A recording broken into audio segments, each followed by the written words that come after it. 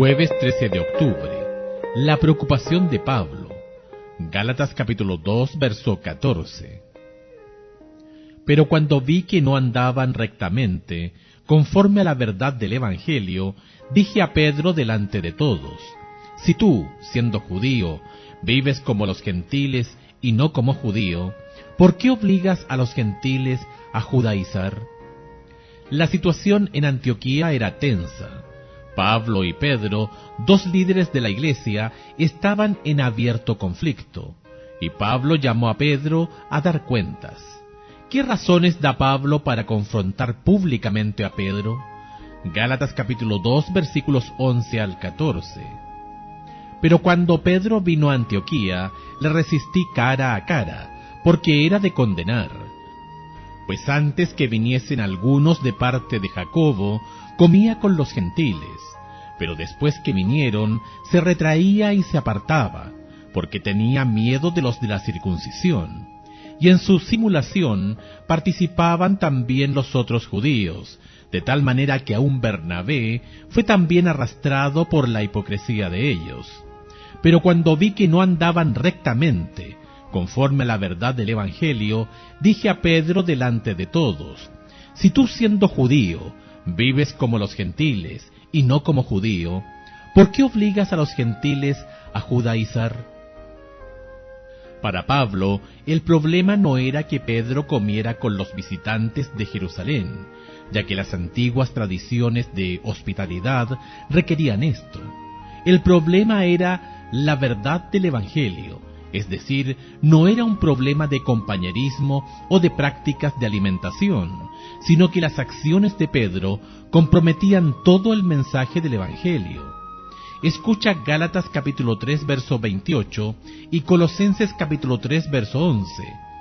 ¿De qué modo estos textos nos ayudan a comprender la fuerte reacción de Pablo? Gálatas capítulo 3, verso 28. Ya no hay judío ni griego, no hay esclavo ni libre, no hay varón ni mujer, porque todos vosotros sois uno en Cristo Jesús. Colosenses capítulo 3, verso 11. Donde no hay griego ni judío, circuncisión ni incircuncisión, bárbaro ni escita, siervo ni libre, sino que Cristo es el todo y en todos. Durante la reunión de Pablo en Jerusalén con Pedro y los otros apóstoles, habían llegado a la conclusión de que los gentiles podían gozar de todas las bendiciones en Cristo sin tener que circuncidarse. Las acciones de Pedro ahora ponían en peligro ese acuerdo. Mientras que los cristianos judíos y gentiles se habían unido en abierto compañerismo, ahora la congregación estaba dividida, y esto sugería una futura iglesia dividida.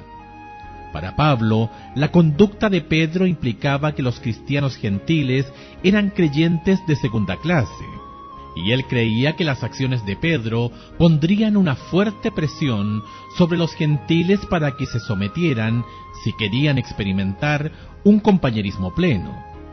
Por eso Pablo dice: si tú, siendo judío, vives como los gentiles y no como judío, ¿por qué obligas a los gentiles a judaizar? Gálatas capítulo 2, verso 14. La frase vivir como judío puede ser traducida como judaizar. Esta era una expresión que significaba adoptar un estilo de vida judío. Se usaba para referirse a los gentiles que asistían a la sinagoga y participaban en otras costumbres judías. También los adversarios de Pablo en Galacia, a quien él llama falsos hermanos, a menudo son conocidos como los judaizantes. Las acciones de Pedro no eran muy buenas, y también Bernabé fue atrapado en esta conducta. ¡Qué ejemplo claro del poder de la presión de los pares! ¿Cómo podemos evitar ser arrastrados en la dirección equivocada por quienes nos rodean?